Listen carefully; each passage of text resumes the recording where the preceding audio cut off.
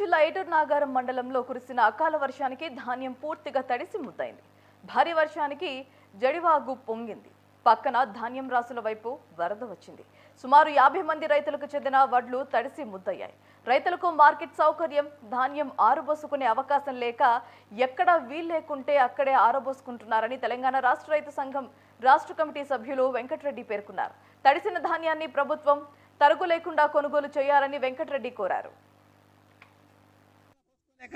ఎక్కడ ఈరోజు తెలంగాణ రైతు సంఘం ఆధ్వర్యంలో ఈరోజు ఏటారం మండలం గోపల్లి రైతుల కళ్ళంకాడికి రావడం జరిగింది.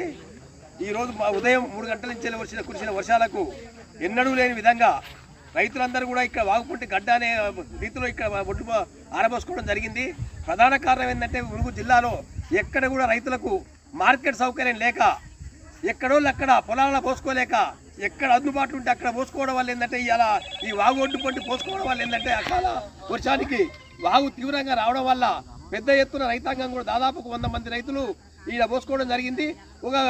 ఈసం నారాయణ అనే రైతు యొక్క ఒడ్లు మొత్తం 2-3 ఎకరాల ఒడ్డు మొత్తం కూడా కొట్టుకపోవడం జరిగింది.